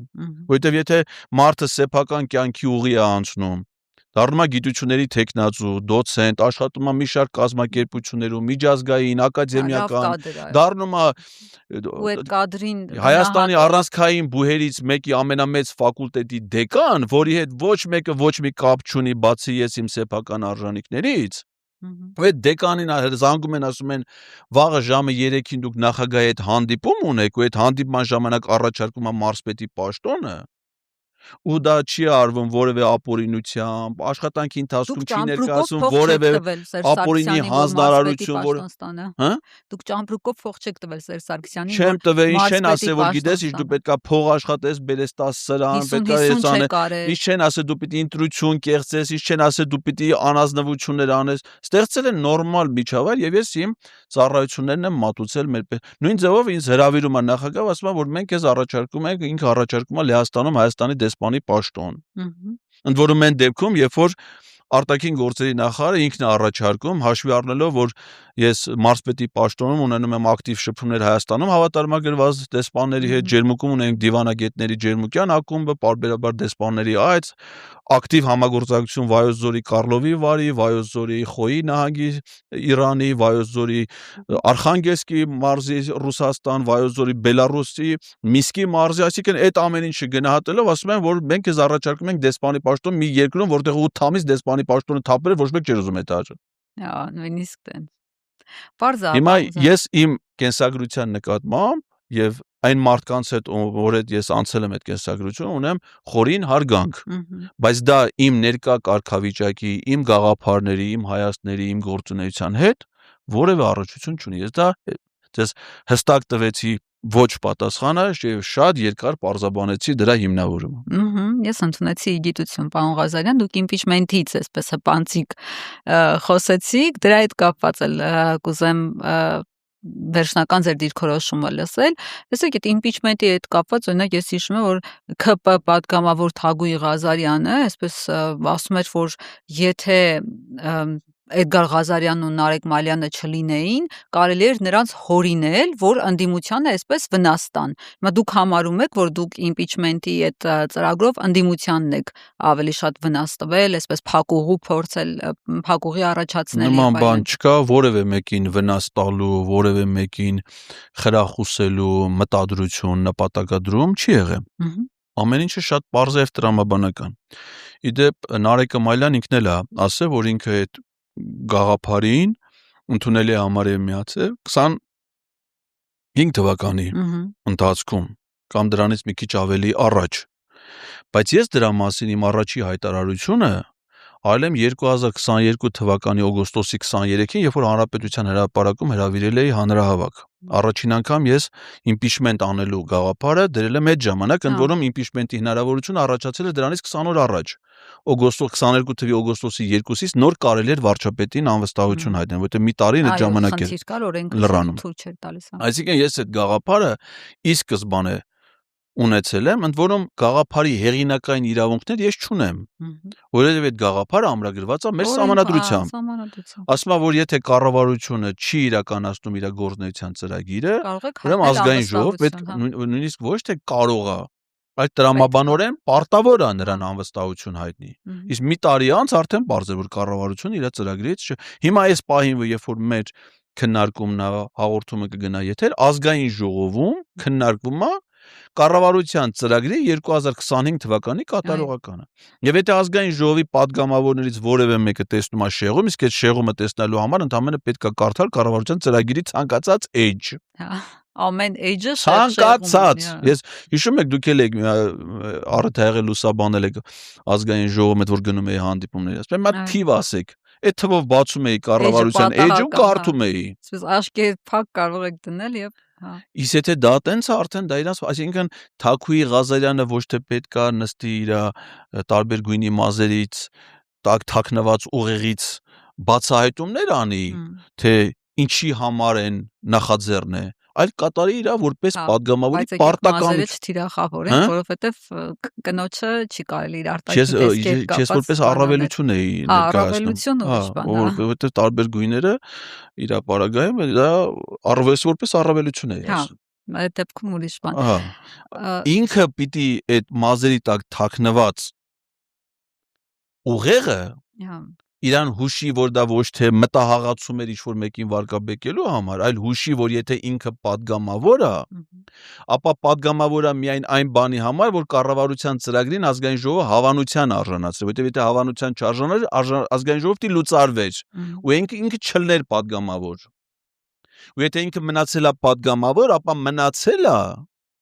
որպիսի վերահսկի կառավարության գործունեությունը, եւ եթե այդ վերահսկողությամբ տեսնում է շեղումներ, ինքը պարտավոր է անվստահությունը, ինքը թող այլ падգամավորների ճակատագրով չանհանգստանա, իր ճակատագիրը բավարար է իր համար, անհանգստանալու համար։ Ամեն դեպքում, պարոն Ղազարյան, դուք իմպիչմենտի իջատագովներից եք, ինչպես դուք նշեցիք, որ հենց ի սկզբանե դուք դրա աջակիցն եք եղել, հավատացել եք դրան, որ դա հնարավոր է, չնայած բավարար թվով ձայներ ընդդիմությունը չի ունեցել, ամեն դեպքում մտածում եք։ Ընդդիմության մենաշնորհը չի, դա պարլամենտի ֆունկցիան է։ Ահա, բայց բոլորս էլ հասկանում ենք, որ չենք հասկանում, ես չեմ հասկանում։ Ես չգիտեմ դուք ինչն եք հասկանում։ Այսինքն դուք հասկանում եք, որ մարդը կարա լինի падգամավոր, լինի բարձրաստիճան պաշտոնատար անձ ու իր սահմանադրական պարտականությունը չկատարի, դուք դա հասկանում եք։ Ես հասկանում եմ այս ընթացքում, որ ԿՊ-ն պատերիա մեծ հաշվով, եթե այսպես ասենք, չի տալիս ձայների։ Ընդդիմությունը տեսնում է, դուք Ղազարյանն ու Ասլանյանի օրինակը մենակ նկատի ունեք, բայց իրանք էլ ընդ որում էլի ըստ էության իմպիչմենտի իրանց տեխնացուով սկսեցին, հետո չգիտեմ։ Էլի ուզում ասել ամբողջ թափով մեկը չլծվեցին այդ գործին, այսինքն այդ մասով էլ չկա աջակցություն չկա, կներեք, ավարտեմ այս մասը ու կապեմ դա ուժեղ Հայաստանի հետ, որովհետև ուժեղ Հայաստանը ի սկզբանե դիրքավորել է իրեն ընտրություններին մասնակցելու համար, իմպիչմենտի մասին խոսք չկա եւ չեն էլ կարող ըստ էության, որտեղ խորհրդարանական չեն, խորհրդարանական ուժ չեն եւ չեն կարող, բայց դուք, այսինքն խոսելով իմպիչմենտի մասին, դուք բան եք, թաթախվում եք ընտրությունների մեջ։ Այդպես է։ Հիմա ենթադրենք այսօր մարտի 21-ն է։ Վաղը մարտի քանիսն է լինելու։ Դե 22-ն է հետո։ Էմիսորը լինելու է մարտի 23, չէ՞։ Դա մեր կամքից անկախ է։ Այսինքն օրացուցային օրերը փոխվում են եւ գալու է հասնի նաեւ հունիսի 7-ը։ Դա մեր կամքից անկախ է։ Հիմա այդ process-ը քաղաքական այսինքն մեր կյանքում մենք հիմա ոչ մեկս ուրիշ բոլոր գործերը չենք դրել, ոչ մի մարդ հիմա աշխատանքից դիմում չի գրի ազատվի, ասի հունիսի 7-ին նոր կետամ գործի, չէ՞։ Ամեն մարդ իր գործը, իր պարտականությունը անում է։ Ճիշտ է, բայց դուք երկու ձիու վրա եք հիմա նստել։ Չէ, բացարձակ։ Երկու ձիու վրա եք նստել։ Մի ձին ասում է impeachment հա մեզ պետք, այն մի ձին ասում է ես գնում եմ ընտրության, ախպեր ջան։ Չէ, տենց չի։ Ես համաձայն չեմ ձեր մեկնաբանության հետ։ Impeachment-ը եւ ընտրությունը իրար հետ բացարձակապես կապ չունեն։ Չկա հակասություն կարող եւ նա անել, բայց ես ձեր հարցը հասկացել եմ։ Impeachment կարող են անել միայն ազգային ժողովի падգամավորը։ Նրանք ես ազգային ժողովի падգամավոր չեմ։ Սամվել Կարապետյան ազգային ժողովի падգամավոր չի, Գոհար Մելոյանը падգամավոր չի։ Այո, որ իրանք մենք ենք падգամավորներ, մարդիկ կարա մեզնից պահանջեն, որ մենք այդ գործընթացը անենք եւ այլն։ Բայց impeachment-ը հիմա կարան անեն падգամավորները։ Ես ինչ եմ ասում, դա ձեր պարտականություն, մինչև հիմա էլ, ընդ որում հիմա ավելի լավ միջավայր է, քան երբևէ, որովհետև արդեն պարզվել է, որ ոչ միայն Հովիկ Ղազարյանն ու Հակոբ Ասլանյանը, այլ ԿՊ-ի հիմիկվա 69 հոգանոց խմբակցության 29 հոգին հաջորդ խորհրդանում չեն լինելու, Բայց իրանք պիտի հասկանան, չէ՞ որ իրանք խորհրդանում չեն ելնելու, բա որտե են ելնելու։ Բա ինչ են անելու։ Անհանգստություն չունեն, արդեն անձեռնմխելիությունից ազատված մխելիները։ Պիտի մտածեն։ Ու իրանց մտածմունքի արդյունքը միայն կարող լինի եւ սեփական ճակատագիրը փրկելը, երկրի ճակատագիրը փրկելով։ Իսկ այս գործընթացի համար ընդդիմադիր պատգամավորներ, նախաձեռնության հեղինակ հանդիսացող պատգամավորների հետ միասին մեզ պետք է ընդամենը 20 պատգամավորից 9-ն էլ հələ Հա, բայց դուք ասում եք դուք խորհրդարանականներ impeachment արեք, ես այս մյուս ուժի հետ գնում եմ ընտրության։ Նայեք, ասում ենք դա ձեր գործն է։ Հիմա խնդիրը Նիկոլ Փաշինյանի իշխանությունից հեռացնելն է։ Իշխանությունից հեռացնելու մի տարբերակը ավելի հավանական, ավելի հնարավոր, ավելի հեշտ տարբերակը դա անվստահությունն է, ավելի դժվար, շատ դժվար տարբերակը դա ընտրությունն է։ Դա ձեր գործն է, ովքեր պարլամենտում են, այդ հեշտ անել, ավելի հեշտ անել, էլի դժվար, բայց հեշտ ավելի հավանական։ Դա ձեր գործն է։ Այն մյուսը, այն մարդկանց գործն է, ովքեր պարլամենտում չեն։ Եթե դուք իրան հիմա impeachment-ով չեք կարա հեռացնեք, դուք, որ հիմա այնտեղ եք, չեք կարա, դուք հատկապես ընտրություններով ավելի շատ չեք կարա հեռացնեք։ Դրա համար էդի ձեր բաժին պատասխանատվությունն է։ Հունիսի 7-ով հեռացնելը Սամվել Կարապետյանի պատասխանատվությունն է։ Դուք են արեք։ Մենք են կանենք։ Մենք ամուսը կփորձենք անել։ Լավ։ Ամփոփելով մեր զրույցը, պարոն Ղազարյան, հաշվի առնելով ձեր յուրահատուկ վերաբերմունքը ազգային ժողովի նախագահ Ալեն Սիմոնյանի հանդեպ, Ալեն Սիմոնյանը իր Իր նկատմամբ յուրահատուկ վերաբերմունք ունի ոչ թե ես, այլ սուպեր Սաքոն, որովհետև իր հանգստի սենյակ ես չեմ գնում։ Կիսամերկ վիճակում գնում է սուպեր Սաքոն։ Հա, շատ լավ։ Դրել էր իր էջում բանը, տեքստը ձեր հերկման ներողության եւ գրել էր «Мелочь, но приятно», էլի։ Հիմա տենց պրիատնի բաներ էլ ինչ եք պատրաստվում անել, որ Ալեն Սիմոնյանը գոհ լինի առհասարակ ձեր։ Իմիջիայլոց այդ գրառման մեջ ինքը իմ հասցեին վիրավորանք եւ զրպարտություն հանդիսացող տեղեկություններ է տարածել, որի համար ես պատրաստվում եմ առաջիկայում քաղաքացիական հայց ներկայացնեմ Ալեն Սիմոնյանի դեմ։ Հա? Այո, որովհետև ինքը այդ գրառման մեջ ասում է, որ դրանից առաջ գրառում անում, ասում է, որ Էդգար Ղազարյան դատարանի վճիռը ամբողջությամբ չի կատարել, դրանից առաջվա գրառման մեջ ներողություն ոչ թե հենց այդ, ասում է, որովհետև դատարանի վճիռը չի կատարել, հետո ասում է, որ կատարել է։ Իսկ այդ ժամանակ ես արդեն կատարել է, այսինքն ինքը զրպարտիչ տեղեկություն է տարածել, իսկ դատարանի վճիռը չկատարելը զրպարտության այն աստիճան է, որը քրեական հանցանքի տարապար, օրինակ դա բնորոշ է իր խմբակցության երկու պատգամավորների Արթուր Հովհաննիսյանի եւ Ռուստամ, որոնք իմ հանդեպ վիրավորանքներից զրպարտությունից հետո դատարանի վճիռը մինչեւ հիմա չեն կատարում եւ քրեական վարույթ պիտի նախաձեռվել է արդեն Արթուր Հովհաննիսյանի պարագայով Ռուստամ Բաքյանին դատանը պարտավորեցրել է քննչական կոմիտեին նախաձեռնել վարույթ։ Իսկ ես բարեխղճորեն կատարել եմ դատանի ոճորում, բայց Ալեն Սիմոնյանին զրպարտ, ընդ որում ես կատարել եմ այն դատարանի որոշումը, որի կազմը, միանձնյա կազմը, որ կայացրել է այդ որոշումը, եղել է Դավիթ Սարգսյանը, որը պատգամավոր Տրթած Սարգսյանի եղբայրն է, եւ դատավորի պաշտոնի նախորդող պաշտոն եղել է Վայոց Ձորի մարզպետի տեղակալ։ Այն ժամանակ, երբ որ Տրթած Սարգսյանը ազատվեց մարզպետի պաշտոնից, մարզպետ դառավ իր պաշտպանը, փաստաբանը, տեղակալ իր եղբայրը։ Այդ եղբայրն է, որը նաև եղել է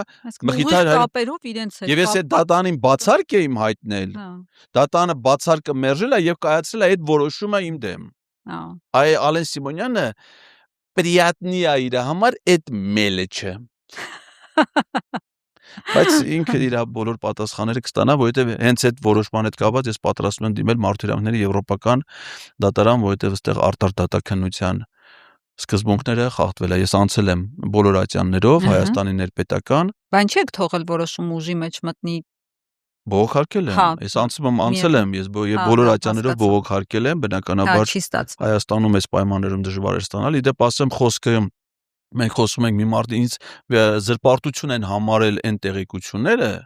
որոնք բոլորը բացառապես հիմնված են մամուլի հրապարակումների վրա։ Ես այն ինչ որ ինքը համարել է զրպարտություն ստիպել է, ես հիմա պատրաստում եմ նույնը նորից առանձին տեսանյութով ներկայացնեմ։ Նույնը, որովհետև ես մենակ ներկայացրել եմ մամուլի հրապարակ։ Ինքը ասում է, ինչի՞ ես դու Civilnet AM-ը կարդացե, որտեղ գրած է, որ իր մայրը առել է ամառանոց ջրվեժում։ Որտեղ ես դա ներկայացնելուց հղում եմ արել նույնիսկ աղբյուրին։ Ասում եմ Civilnet-ը, այս ինչ օրը, այս ինչ հեղինակները, հոտված են հրապարակե, որտեղ Ալեն Սիմոնյանի մայրը առել է ամառանոց, ամառանոցի փողը տվել է կեսը վերցրել է վարկը վերցրել է Հայ Էկոնոմ բանկից, Հայ Էկոնոմ բանկի սեփականատերը Խաչատուր Սուքիասյանն է սեփականատերից մեկը, որ ազգային ժողովի падգամավոր, այն ազգային ժողովի նախագահի ինքն է։ Հեսա այսքան մասի համար նորից դատի կտա։ Ես էլ ասում եմ նորից պատրաստում եմ դա կրկնեմ։ Որովհետև դա մամուլի, իսկ օրենք ասում եմ մամուլի հրապարակումները ներկայացնելը ոչ մի պարագայում չի կարա դիտվի որպես զրպարտություն, եթե զրպարտություն է դրան դատի տայիր։ Եթե դու դրան դատի, հիմա եթե Ազատություն EM-ը գրել է, որ Ալեն Սիմոնյանը Վիվարոյի Վիգենի հետ իր սեփական օթանավով աներձակ հրաչի գնացել է Հունաստան, հանգստացել Ալեն Սիմոնյանի կինն է, ընդից հրապարակել է լուսանկարներ Instagram-ում։ Ես այդ նույն դատավորը, որ այդ վճիռը կայացրել է, ցույց եմ տալի իրեն, ասում եմ պատվարժան դատարան։ Այս նկարը հրապարակել է Ալեն Սիմոնյանի կինը Instagram-ում ձեր եղբոր Տրթած Սարգսյանի հարսանիքից, որի քավորն եղել է Սուրեն Պապիկյանը, որտեղ Ալեն Սիմոնյանը եւ ԲԴԽ-ի նախագահ Կարեն Անդրեասյան նստած են նույն սեղանին ձեր եղբոր հարսանիքին։ Հիմա Կարեն Անդրեասյանը ԲԴԽ-ի նախագահն է, Ալեն Սիմոնյանը հայցվորն է, Կարեն Անդրեասյանի կինը փաստաբանական ընկերությունը, որը իր շահերն դե ներկայացնում, Ալեն դատի չի եկի ոչ մի օր։ Փաստաբանական ընկերություն մի մասի տերը ԲԴԽ-ի նախագահի կինն է, մյուս մասի տերը արդարադատության նախարարն է, որը կարա ձեզ ներկայացնի կարգապահական հանձնաժողով ԲԴԽ-ին, ԲԴԽ-ն ձեր լիազորությունները դադարեցնի։ Դուք այդ հարսանիքի մասնակից, ասում եմ, հետո մամուլին էլ եմ ասում, չհասկացա, իսկ դատարան ինչ են տարի, ՔՊ-ի վարչության նիստում չէին կարող այդ հարցը լուծեին, որ ինձ տանում են դատարան։ Այսինքն այդ կազմով, այդ որոշումն է, որով իր համար պրիատնի է։ Ես կարծում եմ իր կյանքում ուրիշ մելեչներ կլինեն, որոնք իրան պրիատնի կլինեն։ Փողել եք մուծել։ Այո։ Շատ։ Ընդ որում ես դատարանին ասում եմ։ Ինչքան փող եք տվել։ Գիտեք, օրենք ասում է 1 միլիոնից ավել։ Մի գործով 1 միլիոնից ավել է, երկու դատային դեմ շահ է։ 2 միլիոն, այսինքն։ Ընդ որում, այո, ես դատարանին ասում մոտարապես էլի, դե դատական ծախսերը կա турքերը պիտի փոխադրեն։ Դատարանին ասում եմ պատվարժան դատարան։ Ես հենց Ալեն Սիմոնյանի եւ մյուսների պատճառով զրկված եմ աշխատանքի հնարավորությունից արդեն 4, նույնիսկ ակադեմիական տնտեսագիտության դոցենտ եմ, արդեն դոկտոր են կոչում։ Դեկան եմ եղել, նույնիսկ դասախոս չեն թողնում ես աշխատեմ։ Ես հիմա չեմ աշխատում, 4 երեխա ունեմ, կինս չի աշխատում, մեր 2 երեխաները անչափահաս են, մի աղջիկս ուսանող է։ Ես ըստ էության միջոցներ չունեմ, որպեսզի վճա։ Օրենքն էլ ասում է, մենակ կարա ներողությունով սահմանափակվի։ Եվ պիտի ֆինանսական փոխհատուցումը լինի հաշվի առնելով վճարողի հնարավորությունը։ Ես ասում եմ, ես հնարավոր տանում եմ կենսաթոշակային հիմնադրամից տեղեկանք, որ կենսաթոշակային մուծումներ ես չեմ անում արդեն մի քանի տարի, որովհետև ես չունեմ եկամուտ։ Ասում եմ, չէ, դու տանես Ալենին 1 միլիոնից ավել փող մուծես։ Ու ինքն էլ այդ փողը ստանալու որ առանձին գրառում էր արել։ Ասում Էդգար Ղազարին ինձ արդեն կլորի գումար է մուծել, մյուսն էլ պիտի մուծի։ Ասում սա պիտի դասը լինի։ Այսինքն ինքը իր համար կարևորը հուշում է ոչ թե որ վիրավորանքի համար ներողությունն է, զրպարտության հերքերն է, այլ կարևորը որ դասը լինի ու ոչ միայն իրան, այլ մյուսների, որ հանկարծ իրան չքննադատեն։ Այսինքն ակնհայտ է որ դա խոսքի ազատության դեմ, նաև ֆինանսական ներազդեցության գործիքի կիրառումն է, որում Ալեն Սիմոնյան միայն իշի դատի տվել, կարծեմ 28 դատական հայց ունի, որոնց թիրախում ընդ որում հասարակական գործիչներից բացի հիմնականում լրատվամիջոցներ են եւ առանձին լրագրողներ։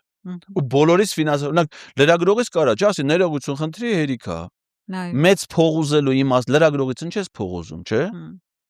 Սխալ բան ասեք քո մասին։ Բնականաբար գրպանին հարվածելով ասեն դա լրատվամիջոցի կամ լրագրողի մասնագիտական գործունեությունը այդ ձևով խափանելու ձև է հանդիսանում։ Որովհետև կարա օրինակ ինձ էլ է դեպք եղել, որ Civic AM-ը իմ հասցեին զրպարտություն հանդիսացող տեղեկություն է։ Ես իրաց դատի հետ չեմ տվել, նամակ եմ գրել։ Ասում եմ, խնդրում եմ, հերքեք այդ տեղեկությունը։ Ես նույնիսկ եթե դատի տայի, անկեղծ եմ ասում, իմ հայցի մեջ ես ֆինանսական փոխհատուցում իրանցից չեք պահանջի։ Որտեւ ասեմ իմի ինչի՞ն է, պես Civic AM-ի գործունեությունը ես ինչի դատել, լրատվամիջոց է, չէ։ Չնայած ՔՊ-ի։ Իսկ իրան նպատակը Ալենի, ում որ դատի է տալի, ֆինանսապես տուժած։ Դեպ ասեմ, մի ժամանակ այդ ամեն ինչը քրեականացված էր, չէ՞, 137-1 հոդված։ Այդ 137-ը, որ ապա քրեականացրեցին, անցան քաղաքացիական հայցեր։ Ու Նիկոլ Փաշինյանն էլ ինչ ասում այդ պրեմիաները տալուց։ Ասում է, ես պրեմիաներ եմ տալի, որպեսզի դուք առատ փող ունենաք, այդ դատական հայցերը, որովհետև ամեն մի հայցից իրանք պետական турքերել են, չէ՞ մուծում։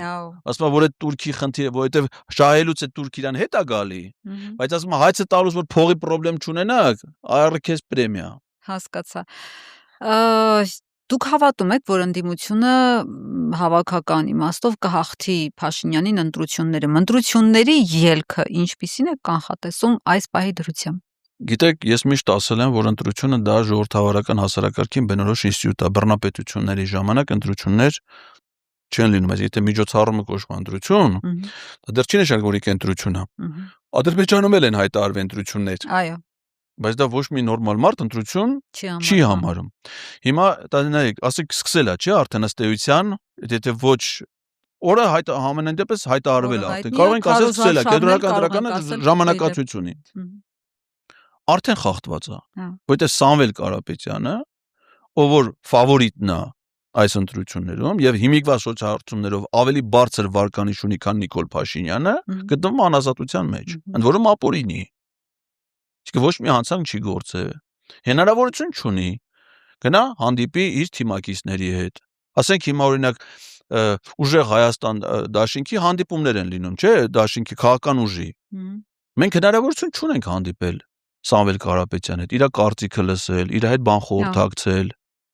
Զրկված ենք այդ հնար։ Ընտրողներն են զրկված, քաղաքացիները։ Այսինքն անհավասար պայմաններ է, չէ՞։ Հավասար չի, այո։ Արդեն դա խախտում է։ Հիմիկվա ժամանակակից ընտրական համակարգերում ընտրախախտումը տեղամասում չի լինում։ Տեղամասում նույնիսկ արդեն չի էլ կարա լինի։ Մինչև այդ, ահա։ Անենց համակարգա քվեարկության դրած, որեն լցոնում բան չկա, որովհետև քվեաթերթիկ նույնիսկ չկա հիմա։ Փաստաթուղթը դառնում է քվեաթերթիկ, երբ որ արդեն արխի մեջ գցելուց առաջ իր վրա ակցիզ է կպցվում։ Այդ կոդն է կպցվում։ Այսինքն չեք հավատում, որ արդեն անհավասար է։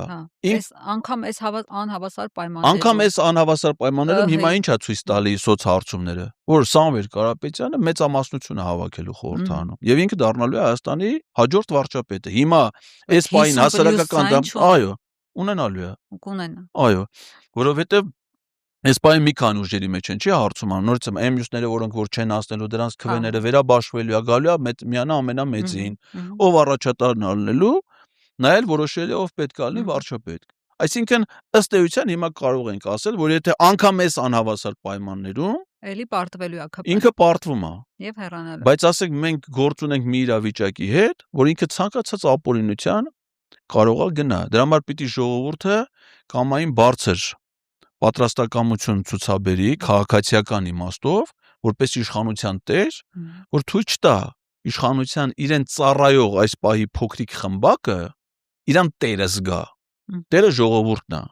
այլ ոչ թե հանրային ծառայողներ, ովքեր պարտավոր են ծառայություն անել։ Իսկ ծառայողները մնում են ծառայության միայն այն դեպքում, որ արդյունավետ է իրենց ծառայությունը։